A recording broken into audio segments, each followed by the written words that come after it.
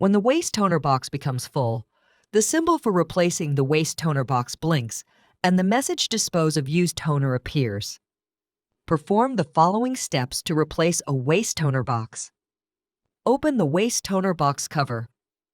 Pull out the waste toner box until you can see its opening. Place the waste toner box on a large sheet so as not to dirty the floor. Take the new waste toner box out of the carton. Put the used waste toner box in the plastic bag and seal it with adhesive tape. Clean the slit glass. Take out the green cleaner inside the cover.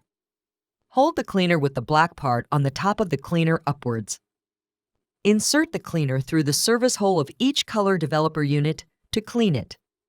Insert the cleaner all the way in and then pull it back out.